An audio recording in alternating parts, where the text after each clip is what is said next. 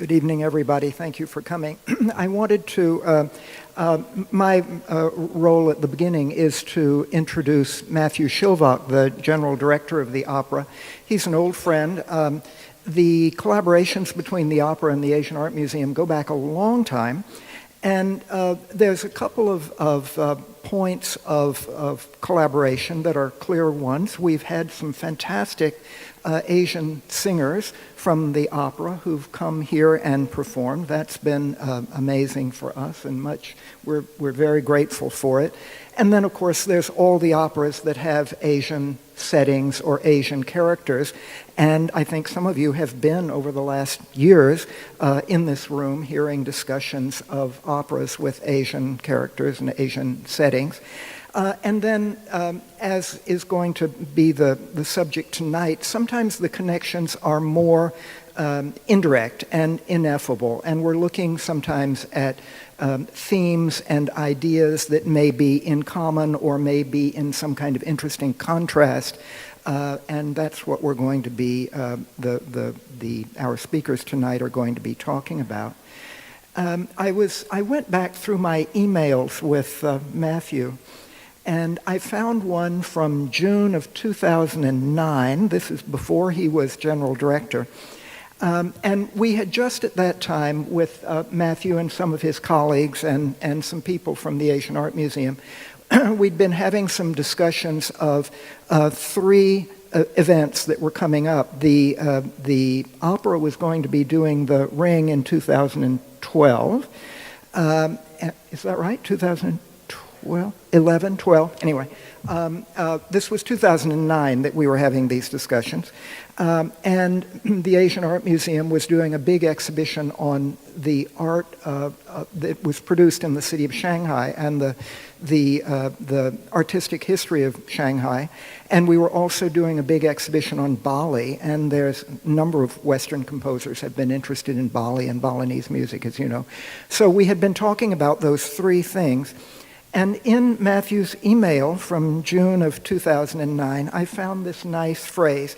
He says, first of all, he said that he thought the collaboration was going well. And then he said, jokingly, I think we can cook up some suitable trouble on each of these three areas we discussed. So I hope you will find that we've cooked up some suitable trouble tonight, too, and that you'll find it interesting. So finally, Matthew, to you and your colleagues, whom we respect and admire very much, I'd like to say something in Wagner speak, if I may.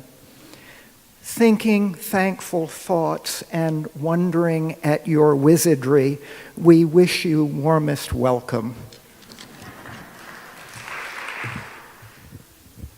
Well, thank you, Forrest. Thank you for delving into the email archives there. You never know what you're going to find. It's such a great pleasure to be here with you in this room, and I want to thank Forrest and Sylvia and all of the staff at the Asian Art Museum. They are incredible collaborators, and every time that we can find these points of intersection between the opera and the Asian Art Museum, we do so joyfully, because particularly with Forrest as a guide, and as Sylvia noted, Forrest is a huge opera fan and I think knows more about opera than any of us at the Opera House. We have been able to find some really thrilling connections and some really deep and profound explorations of cross-cultural activity that's been happening across the artistic spectrum, of interpretations of artistic works. And time again, as we've come into this space, particularly here in Samsung Hall, we've been able to peel back and explore and delve into things in a very rich way. And that kind of cross-cultural collaboration across the art forms is something that I am passionate about. And I think that many of you are as well, because whenever we do these collaborative events, we get wonderful audiences. In fact, we had one 2 years ago for our Dream of the Red Chamber project, where people were wedged into every corner of this room, sitting on the floor, trying to find any space they could. And it's wonderful to see such a big crowd here tonight as well. So tonight we are delving into themes and parallels between the beautiful Divine Bodies exhibit here and then San Francisco Opera's Ring Cycle, which has just begun rehearsals last week and which opens in June. And I think we're in for some very meaty, some very profound conversations tonight, because we're looking at themes of transformation, themes of metamorphosis of character, themes of female divinity and the role of females in sacrificing themselves to save the world, themes of transcendence and the transcendence of time, and themes as well about the acceptance of boundaries of time and the realities of life and death. And The Ring is a wonderful lens through which to understand these very meaty subjects. It's one of the great artworks ever created. Wonderful to see so many people already going, so you probably have a good sense of that already.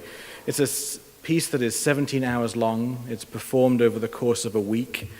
It was written over a 28-year period, and it was such a monumental piece that Wagner even built his own opera house in which to perform it. And that just gives you a sense of the magnitude of this work. And it's a work that draws on numerous philosophical schools, both Western and Eastern. And in fact, through the composition of that 28-year period, Wagner's own education into philosophy comes through, and you see him adopting new philosophical tenets and making changes in the directions that the characters were taking. It was a very philosophical, a very deep, and a very profound piece for Wagner from the very beginning. And so as a result, it's a wonderfully rich lens through which to view the world, and to view the world in many, many different aspects. Now, there are very few companies in the world that can take on The Ring. It's a monumental undertaking, particularly at the level of excellence that you'll see here in June. And I'm very proud that San Francisco Opera is one such company. We have been doing The Ring since 1935, and the tradition of The Ring is long and strong in San Francisco. And we have the return of our music director, Donald Runnicles, who will be on the podium, and a wonderful production that really highlights the human and also the American side of The Ring. A lot of the iconography is drawn from places close by to us. This is one of many events where we are delving into The Ring with community partners. We have a number of others coming up, including a session at the Commonwealth Club on May 21st. On June 9th, we have an event for the whole family. Even toddlers can engage with The Ring. And then during the Ring cycle, we're actually engaging our chorus in some wonderful concerts on the Thursdays of each cycle in some of the great choral music of Wagner.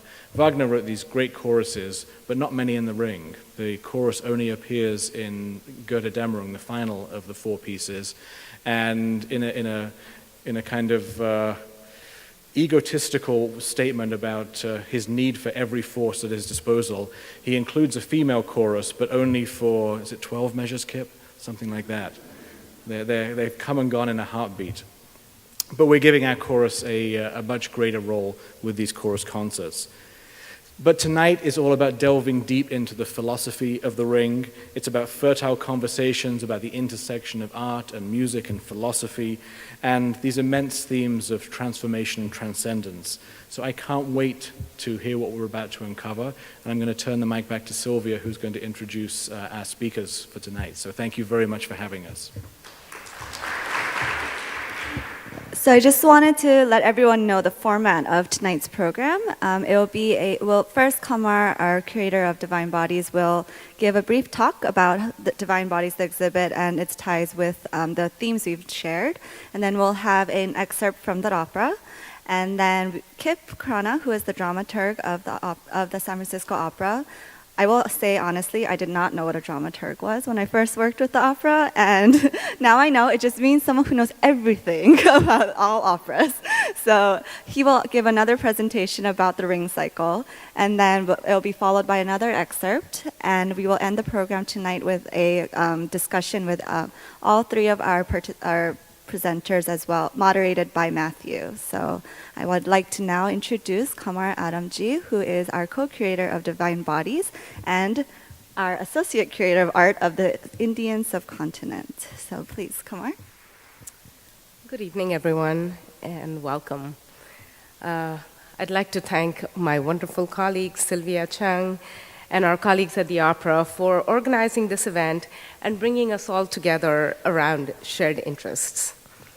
So this evening's main theme is the subject of transformation, whether of Wagner's characters, such as Brunhilde, or of Hindu gods, like Vishnu, or hopefully of each of us as we think about different art forms and their inspirational potential. Transformation and transcendence are also the main themes in the Divine Bodies exhibition, which I hope you will go see. Transcendence of limitations. This is a powerful idea and has long gripped human imagination. It has engendered some of the most enduring stories, both religious and secular, across cultures and over time. The desire for transcendence also lies at the core of many a scientific and technological innovation, and in many cases defines life choices. One obvious and immediate way in which to think about limitations is in terms of the human body, which remains confined in spatio-temporal terms and in its form: one head, 2 arms, 2 legs.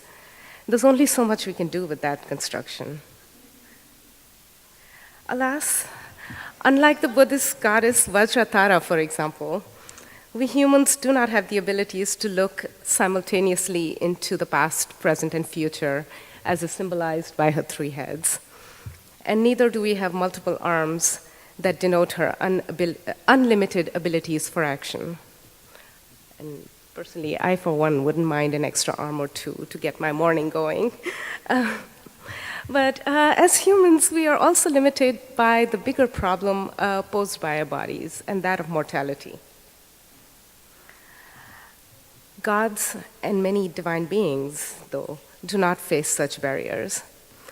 While great teachers, such as the Buddha or Jesus, were humans who lived and died, their presence is understood by many believers to be undying, whether by perceiving them as divine beings, and so ever present, or in the form of their teachings, or in other material or sacramental terms.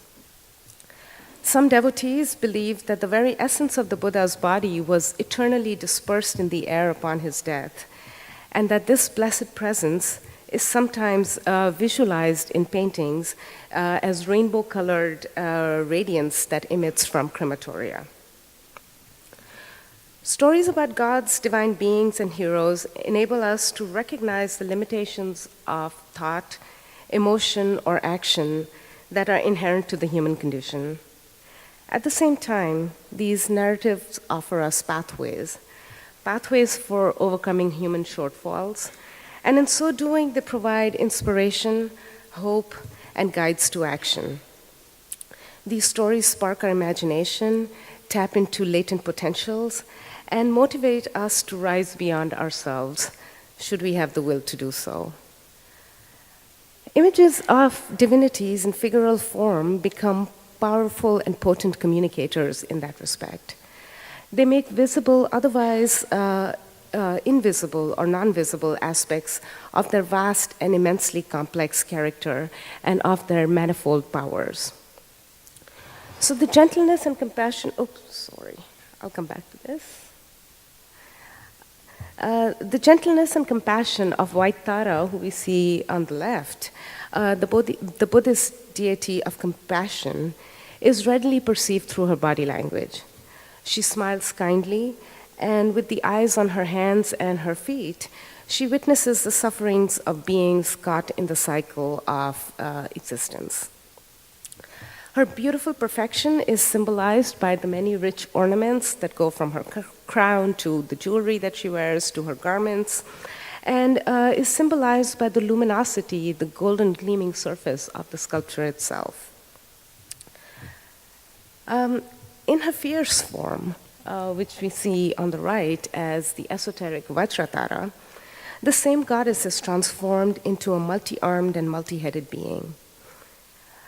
No less beautiful than the White Tara form, but here she radiates power and energy, and in each hand she holds a symbolic implement with which she vigorously and sometimes even violently removes obstacles to enlightenment. So she holds a noose.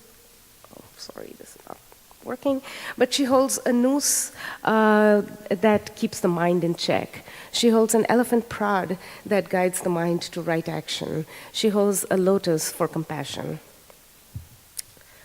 Sometimes the gods are not perfect.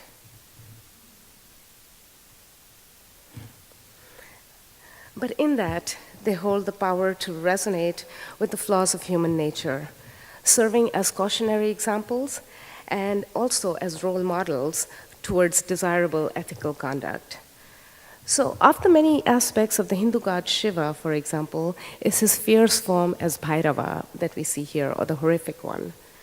According to textual sources, in the course of a bitter dispute with the god Brahma, Shiva cut off one of Brahma's heads. Brahma had 5 heads. To atone for this frightful sin, Shiva was compelled to wander the world as a naked beggar with the head of Brahma stuck on his hand, and you can see that on his down-facing hand. And to perform, and Shiva was forced to perform austerities and penance in order to atone for this transgression of social and moral codes. He is rejected from society. He is forced to haunt cremation grounds where carrion-eating dogs that you see down here generally inhabit. So in this transgressive form, Bhairava inspires fear and awe, but he also holds the power of redemption. The ideas of transformation take on a series of different forms for the Hindu god Vishnu, who you see here. Understood by his devotees as being the creator of the universe and one who preserves order in it, Vishnu descends from the heavens into the human world on 10 occasions, and these are called avatars. You might be familiar with that term. And Vishnu's avatars appear when the forces of chaos reign supreme and threaten the world. And in each of his avatars, Vishnu takes on a distinct physical form that best suits the mythic problem that he sets out to resolve. So in his iconic form as the creator of the universe, as the preserver of order, he's usually shown standing upright and very firm and straight. And for those of you who have taken yoga classes, you've heard of the mountain pose and know the kind of controlled energy that it requires to maintain a moment of stillness. And it's stillness, not static movement, because it is a very active and conscious state. And in his form here, he usually is shown with 4 arms, each bearing a symbolic implement that represents one of his powers. The lotus usually mace, sign of kingship, discus or chakra, that is a weapon. And he's always adorned very elaborately, like most Hindu gods, using the language of recognizable for human kingship as a symbol of denoting universal and cosmic supremacy. He comes down in part animal forms on several occasions, sometimes as fish, sometimes as turtle, sometimes as a boar that we see here, half lion, and so forth. And in each of these forms, where it is the symbolic transference of the powers that are associated with a particular animal, and in a sense, it is the power of nature, nature writ large, nature that extends not only over the human realm, but over the natural realm. And here he is called upon to save the earth goddess, Bhudevi, who is sitting on his elbow up there. Her head is missing, but her body is there, and she's very affectionately patting his snout. And it is this power of the boar, the tenacity, the stubbornness, the sense of smell, the courage, all of that which is symbolized in this aspect of Vishnu, who dives to the depths of the cosmic ocean to retrieve the earth goddess and bring her back. In another form, as of Krishna, perhaps the most beloved form of Vishnu, he appears as a very relatable, very human individual. He's good-looking, he's a musician, all the women love him. They are willing to give up just about everything in order to be with him. And it symbolizes another way of relating with another, with the divine. And through the motif of human love and often of sexual union, these stories, these motifs, literary motifs, allow a devotee, a human devotee, to transcend this gap between two separate beings, between the human realm, between the divine realm, and to aspire to something bigger and more. So transcendence over limitations seems to come, preempted myself. Transcendence over limitations seem to come effortlessly to divinities, but is usually a lot of hard work for us ordinary humans. But it is the desire to do so that separates the mere mortals from the heroes, not only in literary worlds, but also in our everyday worlds. Perhaps the formula lies in a combination of inspiration and fierce determination, which is tempered by compassion. So with that, I invite Kip to come over and take us into the world of Wagner and the heroes, mortals, and divinities that we find there. Thank you. I'm very pleased to be here, by the way, and I must say it's a great pleasure for us at the Opera to collaborate with the Asian Art Museum. I'm of a generation from the pre-internet era, almost 40 years ago when I started working at San Francisco Opera and I was doing my research. I had to come over to this room, which housed the card catalog of the main library. Any of you remember that? Yeah, you have to be of a certain age. Anyway, I'm very pleased to be here now to talk about this idea of divine bodies, divine metamorphoses, and as a sort of a subheading of that, transformation as a way of understanding the ring, and even further, Wagner and Buddhism. There are, of course, lots of transformations in the ring, and some of them are very obvious, and you know all about them. Let me see if here's how we go with this. The most obvious transformation, of course, is the giant Fafnir, who turns himself into a dragon for reasons that aren't terribly obscure. He's maybe not the smartest character in the ring. He can't think of anything else to become. And Siegfried battles him. Here's how the dragon looked in that original ring in San Francisco Opera back in 1935. Here's how it looked in 1985, battled by René Colo. And I ran across this photo of it in rehearsal. It's not quite as impressive in rehearsal, but you get an idea of how it was constructed. The transformation, of course, involves the giant Fafnir, who turns himself into a dragon. And in our production, it looks rather like a very high-tech, huge trash compactor, which is battled by Siegfried.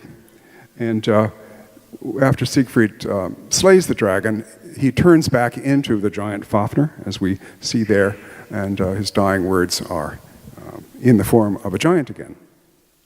There's another transformation, which occurs in Das Rheingold, where Alberich, who has stolen the gold from the Rhine and used it to forge a ring and make himself all-powerful, he's encouraged to demonstrate his powers, and he turns himself into a dragon. Here's the design for that dragon back in 1935. I found some other images. Here's one from the Met. And here's another one from Lyric Opera of Chicago. All kinds of ways to turn yourself into a dragon. Another transformation comes when the very clever and tricky fire god Loga decides to play a trick on Alberich, and he persuades him to demonstrate his powers by turning into something small. And of course, he turns himself into a toad, what the stagehands affectionately call the Liebestoad, and that gets him caught.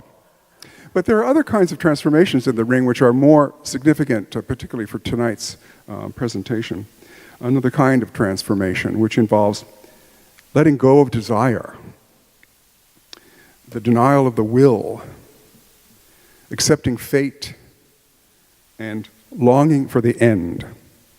We're going to find these characteristics, these transformations happening in two of our major characters, Wotan, the head of the gods, and his beloved daughter, Brunhilde.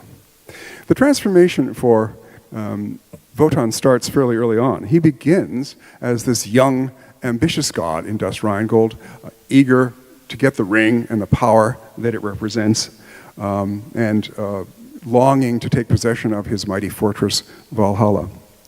By the time we get to Die Valkyrie, things have changed a bit. In an aria that we're going to hear in just a moment, the earth goddess Erda comes and warns Wotan about the curse on the ring. And she says that the day of the gods is short, and the twilight of the gods is upon us. And so Wotan has confronted the fact that the curse is unavoidable. His schemes to get back the ring through a free agent that he has sired are actually just self-deception. And at this point in the middle of the opera, he tells his beloved Brunhilde this: "Fade from my sight, honor and fame, glorious Godhead's glittering shame, and fall in ruins all I have raised. I leave all my work, just one thing I desire, the end, das Ende." By the time we get to Siegfried, the urge of Wotan to let everything go is even greater. He's now abandoned Valhalla, and he's wandering the earth in the guise of sort of a homeless person here, the wanderer. And in his meeting with Erda, the earth goddess, he tells her that the gods may die soon gives me no anguish. I have willed that end. This all comes from what I would call the Schopenhauer influence. The famous German philosopher Arnold Schopenhauer's work, The World as Will and Representation, first published in 1818, revised in the 1840s, and it had a big influence on Wagner with its ideas about letting go. Wagner wrote to his future father-in-law, the composer Franz Liszt, "This Arnold Schopenhauer, the greatest philosopher since Kant, his central conception, the ultimate negation of the will to live, is terribly stern, but it is the only salvation. Of course, the idea was not new to me, but this philosopher is the first to awaken me to fuller consciousness of it." Well, we could talk a bit about what Schopenhauer's philosophy was in a nutshell: the annihilation of the will, negation of compulsive desire, and the idea that yearning leads inevitably to disappointment and pain. These, he later discovered, were all tenets of Buddhism. He was rather proud of himself that he had reached these conclusions on his own before investigating Buddhism. Now, I am the last person in this room to claim any expertise in Buddhism, but I'll forge ahead anyway. Some of the obvious tenets of Buddhism include the idea that there is no fear for one whose mind is not filled with desires. Suffering is due to attachments and expectations, to longing and yearning. It is possible to end suffering by giving up attachments and expectations, by letting go of desire. This is essentially what Wotan does in his transformation throughout the ring. It's interesting to note that Wagner at one point entertained writing an opera on a Buddhist theme. He sketched out this story. He never wrote the opera itself. It was going to be called Die Sieger, the victors. And in it we have the outcast Chandala, or untouchable woman named Pakriti, and she's passionately in love with the monk Nanda. And Buddha permits their chaste union after Pakriti renounces romantic desire and allows her to join the monastic community with him. This is somewhat ironic, since one thing that we know Wagner would have never done himself is to renounce romantic desire. Brunhilde also goes through important transformations in the course of the ring. When we meet her in Die Valkyrie, she is this rambunctious warrior maiden shouting her Hoya to hose, very enthusiastic. Later, because of her disobedience to her father, he punishes her by taking her godhood away with a kiss and turning her into a mortal woman. So when we next meet her in the opera Siegfried, Siegfried awakens her from a long sleep as a mortal woman, and when she realizes her mortality now, that she's no longer a goddess, she's at first shamed and fearful, and shuns Siegfried before later transforming. Here she is waking up in our current production. And she transforms into a mortal woman in love. She and Siegfried form this bond, and they sing ecstatically about their union at the end of Siegfried. Here is a little bit of the musical transformation that she undergoes. Here is the famous war cry, the famous Hoya to Ho.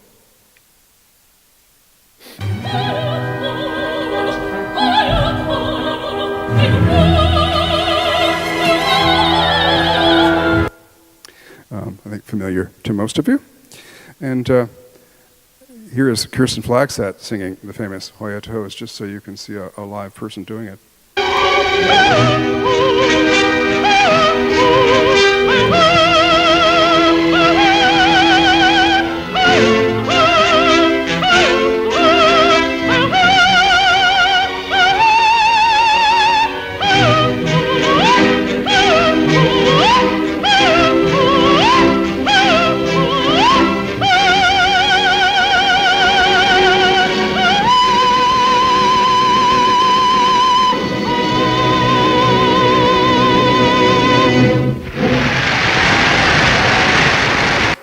Thank you, Kirsten.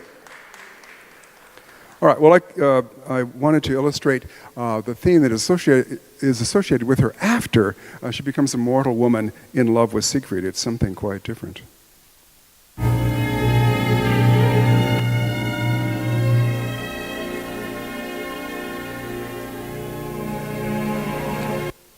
Let me play that once again for you. If I can back it up here, I'll try. Yeah, let's go back and do that again.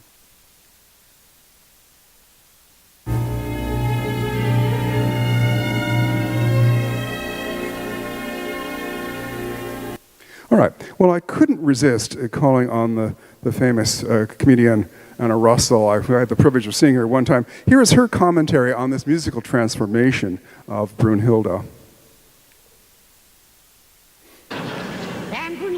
Gone completely to pieces, because if you remember, she used to be the well, now she's changed to this.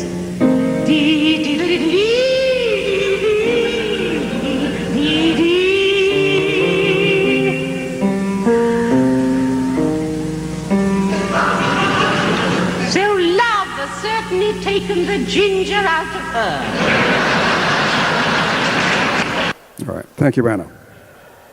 All right, so we get to Götterdämmerung, the last of the four operas, and we have further transformations. She now becomes a woman betrayed and scorned as Siegfried, under the influence of a forgetfulness potion, forgets all about her and marries Gutrune.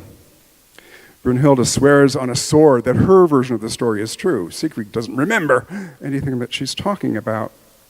And she joins Gunther and Hagen, Gunther, her brother, and her husband now, and Hagen, her brother-in-law, in a trio swearing revenge on Siegfried. But she is enlightened by the Rhine maidens in a scene that we don't actually witness. We know about this because Gutrune, Brunhilde's rival for the affections of Siegfried, tells us. She says, I saw Brunhilde wandering down by the Rhine. She has a confrontation with the Rhine maidens who let her know what's going on, and she becomes enlightened by this. In her famous immolation scene, she sings, now I know what must be. All, I know all. She becomes a self-sacrificing redeemer. She says, you sisters, wise and graceful, you Rhine maidens who dwell in the waters, I thank you for your good counsel, and I give you what you crave. This fire that burns me cleanses the curse from the ring. And in her final transformation, she is reunited with Siegfried in a fiery death. I shall embrace him, united with him in sacred yearning, with him ever one. Wagner wrote various endings, as many as 9 different drafts of how the ending of Götterdämmerung would take place in terms of the text. And in one of his drafts, the so-called Buddhist ending, which he later discarded, we have Brunhilde referring to herself as the enlightened one. She decides that Siegfried and Brunhilde will not be reborn. Instead, they are released from the cycle of suffering and rebirths. Hagen, the villain, however, will suffer many rebirths, she thinks. And she says, "He who treasures life above all else must turn his eyes from me. He who gazes with pity at me as I depart may attain the redemption that dawns from afar as I do. Thus I greet the world and leave it." I'd like to quote Peter Bassett, who has a very interesting article in the upcoming program book for The Ring here. In his article, "The Use of Buddhist and Hindu Concept in Wagner's Stage Works," he says, "Wagner was strongly attached to the idea of metempsychosis, the endless cycle of births and deaths, and so was Schopenhauer.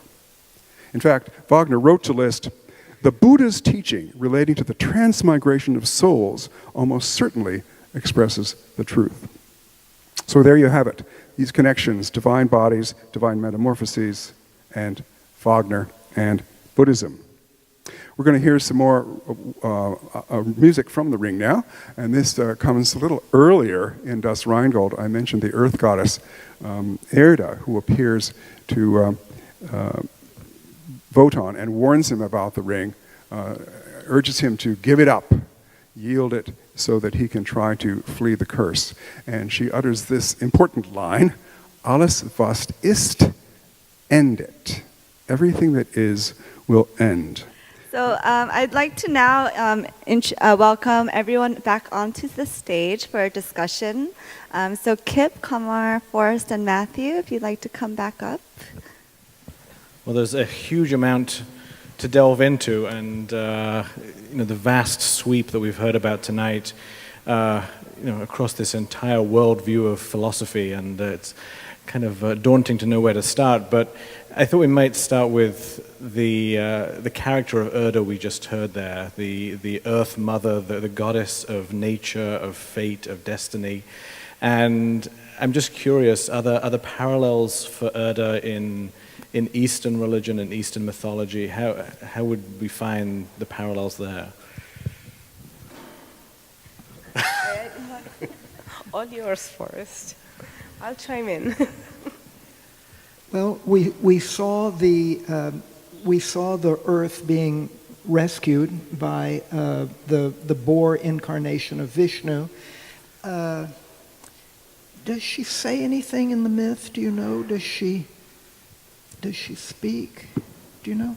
No, I don't. But Bhudevi represents the very essence of the earth, and I think the story goes that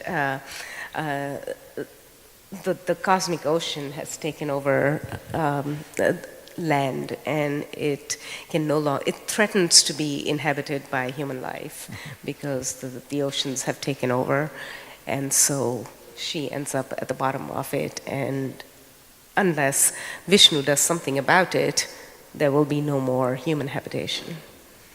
So is her importance as a support for human life, or is she important outside of being a support of human life? I wonder. Yeah, I wonder too. I mean, and we also have goddesses such as Ganga and Yamuna, like the river goddesses. So the forces of nature become the... There must have been a Rhine goddess in India too. Exactly. All of those maidens. Well, I'm thinking also Kip, maybe I'm missing some important things here, but in 19th century Western music, it's a little unusual to have a story that has this entire family of gods in it as well. I mean, the notion of multiple deities is not prevalent really in 19th century art at this point, but of course we're pulling back on Norse mythology and Wagner drawing on that. Right. He steeped himself in Norse mythologies, particularly Icelandic, but he was also very, very literate about ancient Greek myth as well. And in some ways he sort of thought of the ring as a recreation of the Oresteia from Greek myth, and he knew that they often did three tragedies with a sort of a satirical play as part of a set of four, and he sort of thought of the ring as following that. But his characters, come straight out of Nordic and Teutonic myth, and it's pretty unusual to have that kind of multi-god cast of characters. Kip, I have a question for you. The gods in the ring seem to have rather limited powers, and they're not immortal, right? If they don't continue to eat the apples, they'll fade away. So compared to the Hindu gods, they're kind of nothing. Right. They are not invulnerable, for sure. And the fact that the whole ring cycle leads to the twilight of the gods, the ultimate destruction of the gods, certainly indicates that. We do learn in Rheingold that they're very vulnerable. With Freya, who cultivates these golden apples, is taken away, then their source of youth is gone and they decline. So yeah, they are definitely a bit different from the Greek gods in that sense. We were just staging that scene a few days ago, and I was in the rehearsal room, and it is amazing because time moves very quickly in that scene. The giants kidnap Freya, who's the keeper of the golden apples, and then within seconds, the gods are beginning to age and decline. So those golden apples are important. Well, but which also reminds me that time is the notion of time in human versus cosmic terms is so differently defined, and the blink of the eye or seconds in a play represent eons and centuries and many, many eras, and this whole notion of limitations of the body or limitations of mortality, and in terms of cosmic time, seem to be very relative. And Kamar, I think that in both the Hindu and Buddhist contexts of the exhibition, there's an absolute assumption that time is cyclical. So everything has happened before, the same things will happen over and over and over endlessly. Do you all... Okay, what happens at the very end of the ring? Does it all recycle, or is there, what's your take on the very end? Well, there's a lot to be said about that. We know that after these 9 various drafts that Wagner wrote about the way the ring would actually end, he finally decided that it's inexpressible in words, and he decided to let the music take over. And if you read the stage directions. He wrote, of course, elaborate stage directions for his operas, leaving little to chance. He talks about the basics. Brunhilde goes into the pyre and burns herself up along with the ring, Siegfried's body, of course. The ring goes back to the Rhine, is restored to the Rhine maidens. The Rhine overflows its banks. Valhalla catches fire. We see the gods burning away. And then all he leaves us with is this image of the onlookers, the survivors, the human beings, looking on at what has happened. And the music is what tells us what is going to happen, which is there is this theme of hope, rebirth that's associated with Sieglinde. We first hear it at the end of Die Valkyrie. It's sometimes called the assurance motive, that there will be rebirth, there will be renewal. Something new, perhaps better, will come. We also know that the villain who started this whole thing off, Alberich, is still out there. So there's still evil in the world, and yes, it could very well all start right over again. For those of you who saw it in 2011, you'll know that there was a very clear image of redemption. But it'll be interesting. Francesca Zambello, our director, has talked about how she has, over the various iterations of that Götterdämmerung, she has changed her conception of the ending, just as Kip mentioned.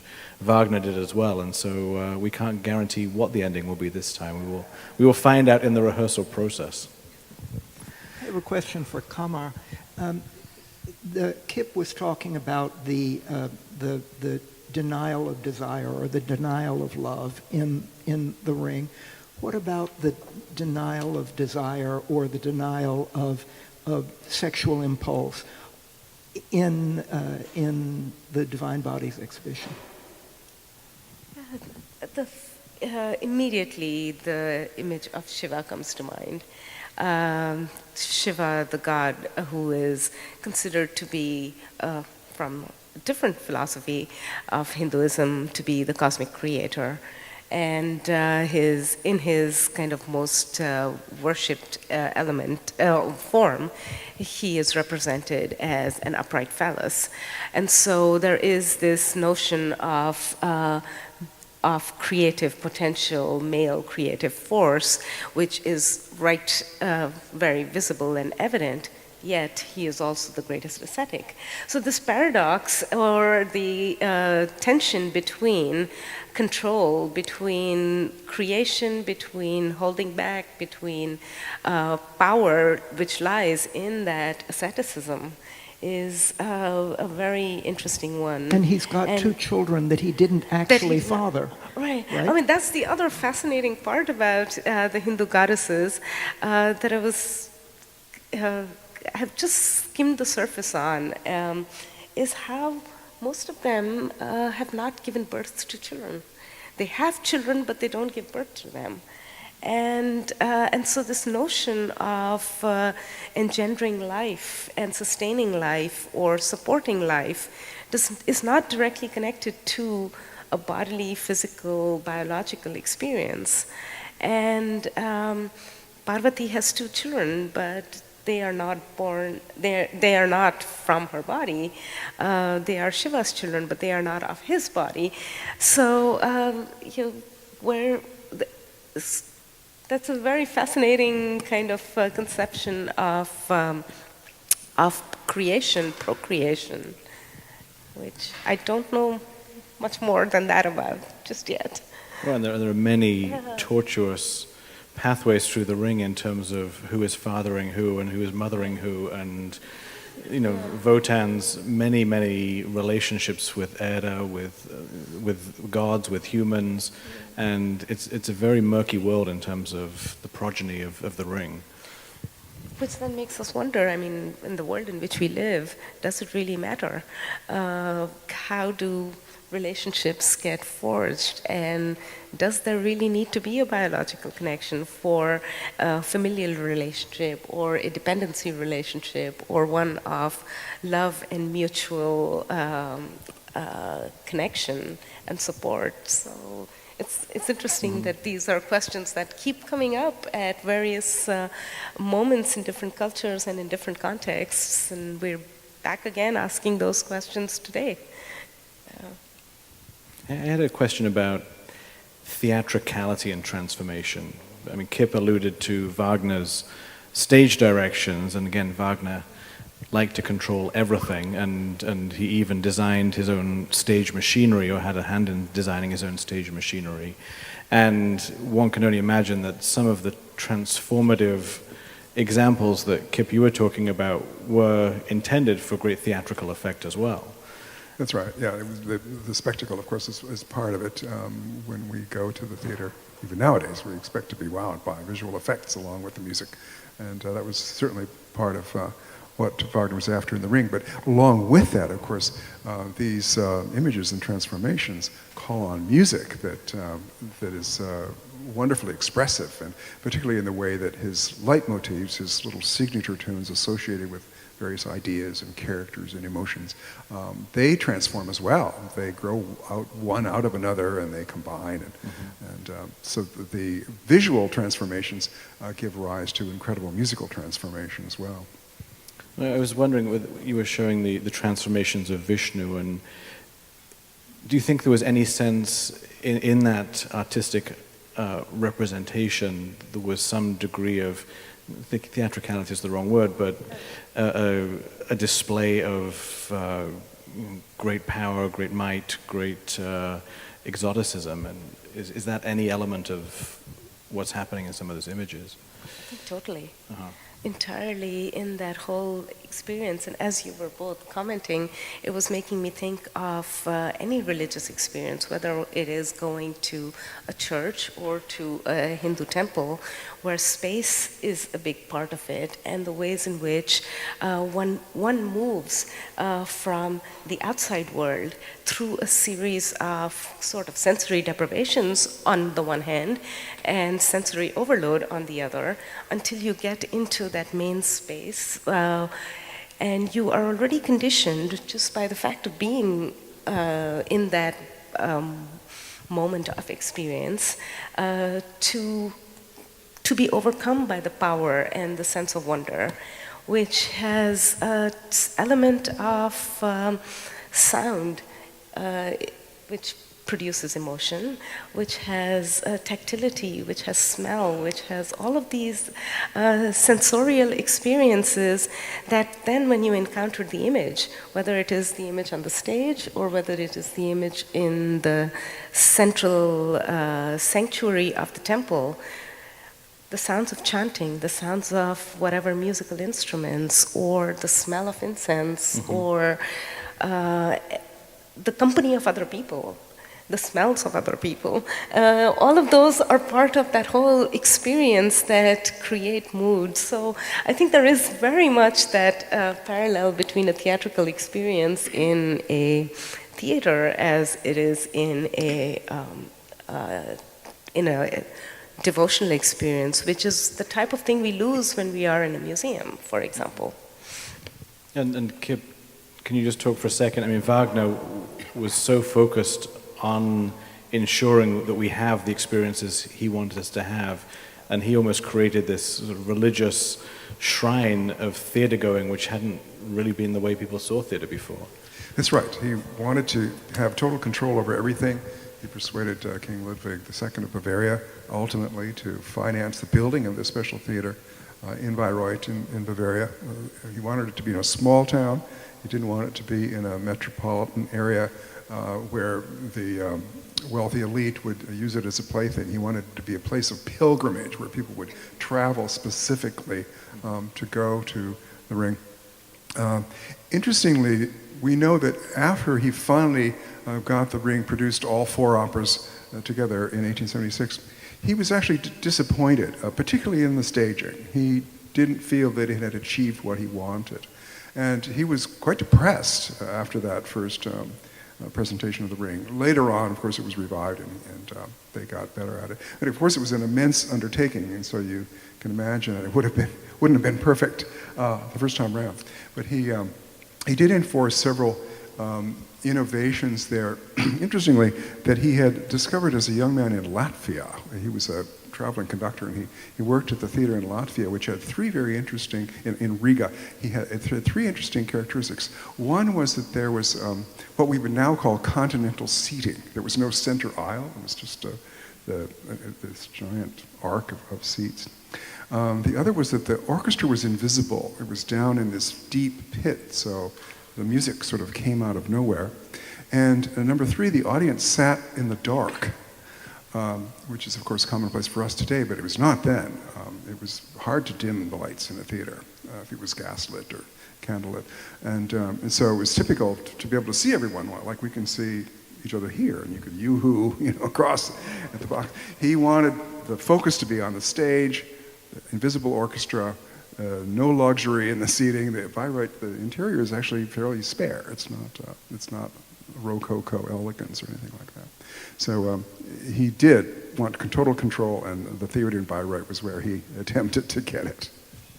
We'll open up for questions from you all in a second, but I just wanted to ask Forrest one question about this transference of philosophical ideas. And we heard a little bit about Wagner's assuming Schopenhauerian principles, which also ended up having a strong Buddhist impact on his music, which of course we see later in Tristan and Parsifal and so forth. Was the transference the other way? Were the Western philosophers like Schopenhauer finding resonance in the East, or was it much more of a transference of Buddhist philosophy into the West? Definitely, it was going both directions. There was, in the latter half of the 19th century, what scholars now call Protestant Buddhism, influenced by Protestant missionaries, an effort to, or an impulse to get rid of mythological aspects, to get rid of aspects that did not seem to conform to modern science, and to have a sort of reformation of Buddhism to make it seem more modern and also more acceptable and admirable to Western observers. That was a specific intention at times. Any questions from the floor? Yes, sir.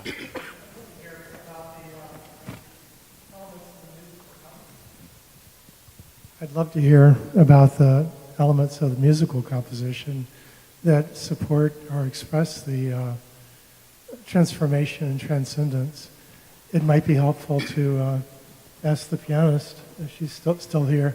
I think she's left us. She's got about rehearsal. Elements of musical structure like modulation that express the transcendence and transformation. I could talk a little bit about that, just in terms of the leitmotifs, these ideas, musical ideas that are associated with various character situations and so forth, and the sort of subtle transformations that happen sometimes that we may not even be aware of consciously, although they have a kind of a subliminal effect.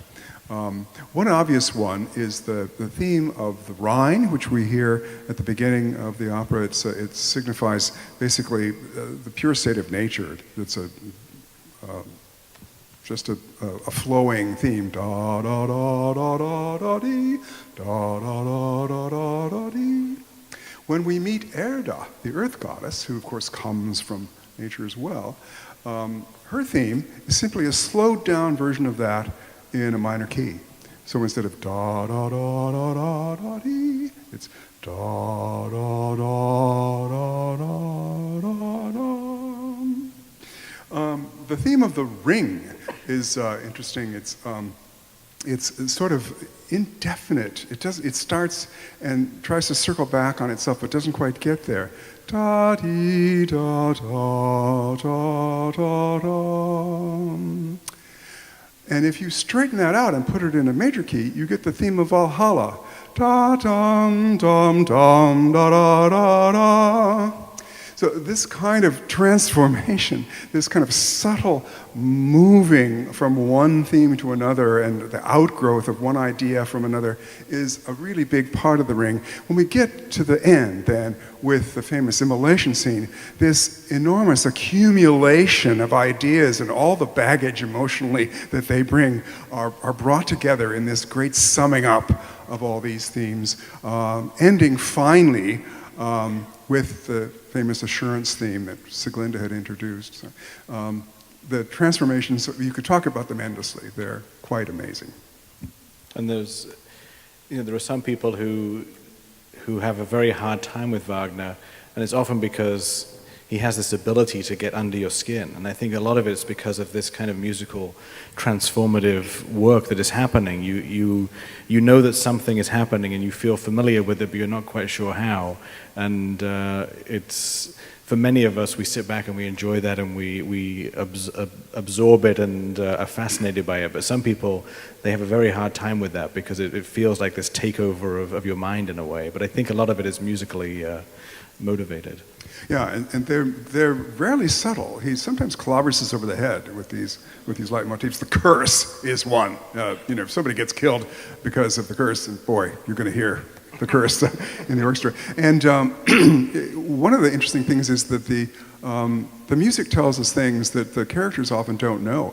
A good example is Siegmund in Die Valkyrie. He's narrating a bit about his story, about he and his twin sister were separated, and then later he was separated from his father, and he doesn't know where his father is. But the orchestra knows, because they sound out the theme of Valhalla. So we get these quotations from the ring, the music telling us things that the other characters don't actually know. Other questions? According to the Indian philosophy, Advaita Buddhism, there is a one reality, and you are that reality, and the only things you need to remove all your beliefs, and you are already perfect. This is something like that is in the ring. I'm not sure I quite followed that. The removing all your beliefs, then you become perfect. Or imaginary beliefs, because from the day you born, you get many conceptions about who you are. And by removing all your belief that no existence, you understand you are this reality. Uh-huh. Well, the closest parallel I can come to there is really Wotan, who goes through a bit of a transformation like that. He starts, as I've mentioned, as this ambitious god who has a plan. He's going to build this fortress, and he's going to, maintain his power.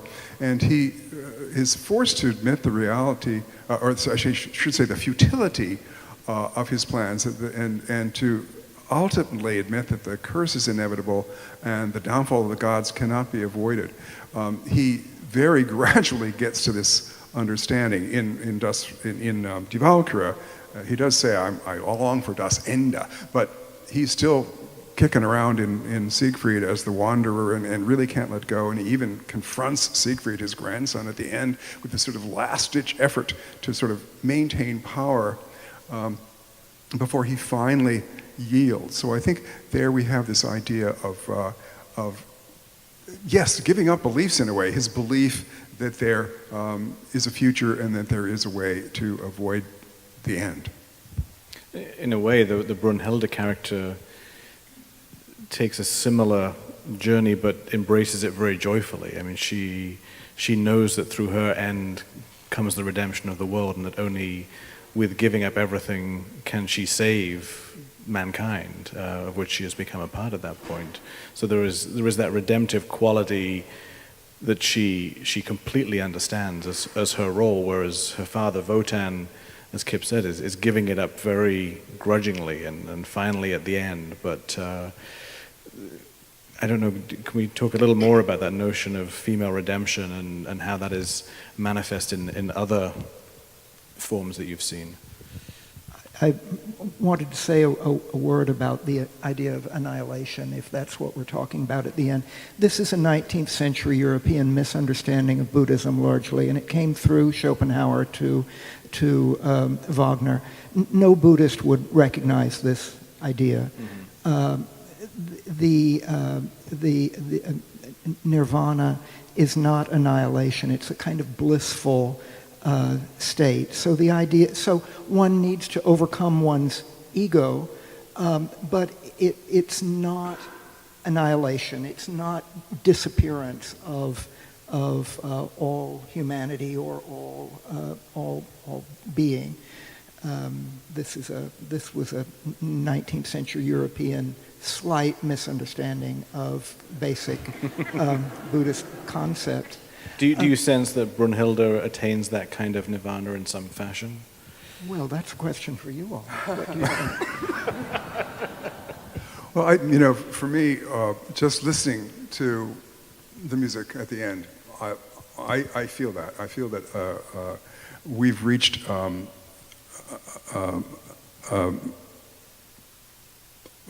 peace in a way. We've reached a resolution, and with a promise. But has Brunhilde gotten rid of her ego? I don't think so. Yeah, that's a good question. She talks about being reunited with Siegfried forever, that they'll meld together, and there is this idea that there's not a life for her. She's not coming back, right. in some other form. But she goes into that pyre singing "Hoya to Ho." She's still got her ego there. I would say the essential union of the male and female principles. Kamar, talk about that, because what I was saying earlier was about one strand of Asian Buddhism, but in Tibetan Buddhism, in the exhibition, the union of male and female has profound other meanings that will remind one a little of Brunhilde's kind of mystical union with the we thought dead Siegfried. Right. Of course, we get that even more in Tristan later. I'm going to interrupt really quickly. We only have a couple minutes left, and so I'm going to have one last question, and then afterwards, when the program ends, I'm sure... But can we let Kamar respond to after that, the question? after Kamar. I wish I was a Tibetan Buddhist scholar. That's where I miss Jeff, who would have been wonderfully able to answer that question. But the notion of union becomes And I can think of this in terms of a lot of poetry that is written in the Hindu context that talks about the union of the self with the divine. And in that union, you are removing that sense of ego or that sense of boundary that separates one from the other. And so it becomes a place of transcendence and of letting go in a way. So it can be symbolized by sexual union or romantic right, yes, union, absolutely. where the two partners lose themselves in each other completely, and they don't exist as individuals anymore Right, yes. in their union. But there's still an element of desire as a part of that? Depends on how we define desire. But there is a desire to achieve that union, because otherwise you wouldn't go down that path. But whether it is romantic or sexual per se, I don't think it really matters, because it is taking away of everything. So it's this kind of a paradoxical notion. And many Hindu traditions of what are called bhakti and rely on that language quite a lot, both visually but mainly in poetic form. One more question, and then the back Somebody there. else.